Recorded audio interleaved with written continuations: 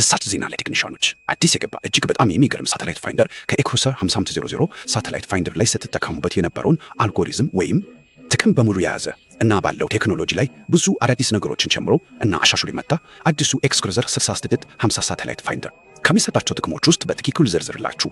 አንደኛ 5500 የባትሪ አቅሙ 1700 ሚሊ አምፔር ሃወር ነው። አዲሱ 6600 ግን 2600 ሚሊ አምፔር ሃወር ነው።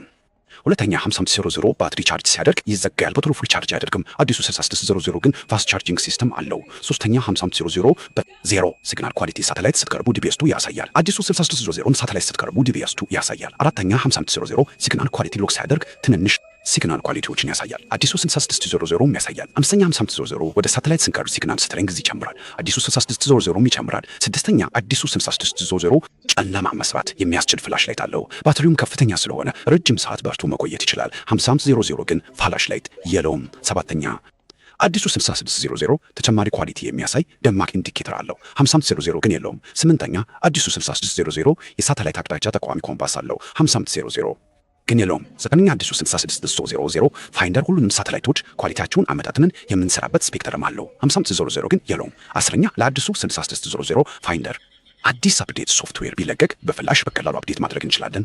በ5500 ግን ይህንን ማድረግ አንችልም። 11ኛ በአዲሱ 6600 የፈለግነውን ሳተላይት ወይም ፍሪኩዌንሲ ኦርደር አድርገን ወደ ፍላሽ ባክአፕ ወይም አፕዴት ማድረግ እንችላለን። በ5500 ግን አንችልም። 12ኛ አዲሱ 6600 ፋይንደር ሾርት ካለ ስክሪኑ ላይ ሾርት አለ ብሎ ይጽፋል። በተጨማሪም ብዙ ጊዜ ሾርት ገመድ ቼክ ብታደርጉበትም ምንም አይሆንም፣ አይቃጠልም። 13ኛ አዲሱ 6600 ፋይንደር አያድርገውና ቢበላሽ መለዋወጫ አለን። ስለዚህ አዲሱ ኤክሩሰር 6600 ፋይንደር አታችሁ ሌላ ፋይንደር ላይ የምታገኙት ምንም አይነት ፈንክሽን ወይም ጥቅም የለም። ሁሉንም በአንድ አድርጎ የያዘ ፋይንደር ነው። የፋይንደር የፍስክ አገልግሎት አንደኛ ደረጃ ላይ የተቀመጠ ምርጥ ፋይንደር ነው።